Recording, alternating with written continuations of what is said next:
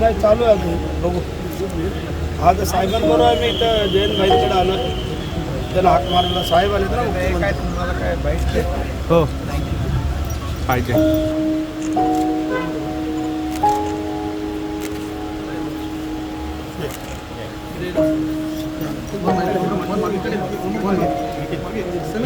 हो yes yes yes yes.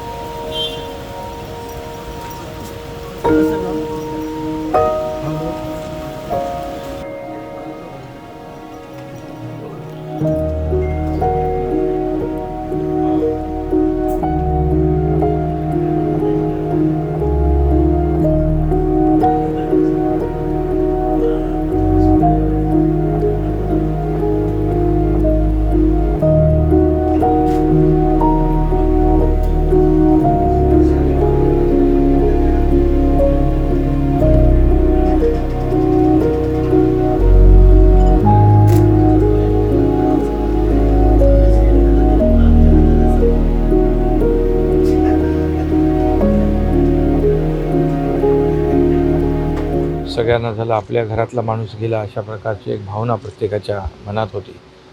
कारण मीनाक्षीताईंनी सगळ्यांनाच अगदी राजकारणापलीकडे जाऊन सगळे संबंध त्यांनी जोपासले होते. आमच्यासोबत देखील 3 टर्म त्या आमदार होत्या, राज्यमंत्री होत्या आणि प्रत्येकाला अगदी मायेने प्रेमाने त्यांचं बोलणं जवळ करणं आणि मदत करणं ही भावना त्यांच्या मनात होती. एक लोकप्रतिनिधी कसा असावा, आपल्या मतदारांना किंवा आपल्या नागरिकांना किंवा भूमिपुत्रांना मच्छीमारांना न्याय देण्यासाठी देखील त्यांनी खूप काम केलं, खूप परिश्रम केले. अगदी केंद्रापर्यंत देखील पाठपुरावा केला.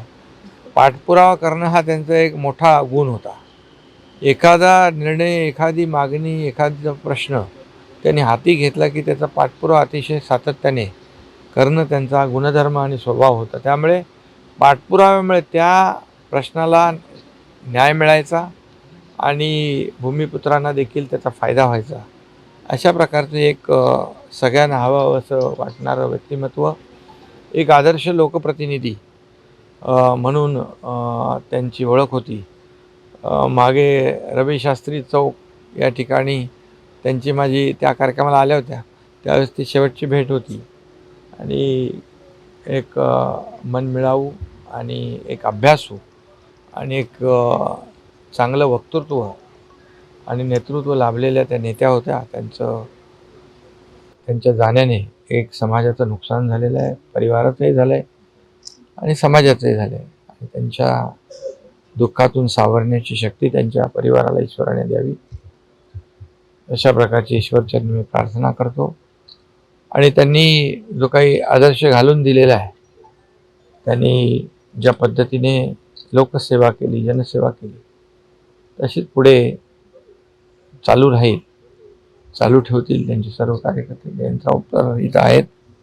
एक ज्येष्ठ अभ्यासू व्यक्तिमत्व आहे आणि म्हणून मी मीनाक्षीताईंना महाराष्ट्र सरकारच्या वतीने भावपूर्ण श्रद्धांजली अर्पण करतो. माझ्या कुटुंबियांच्या वतीने देखील त्यांना श्रद्धांजली अर्पण करतो.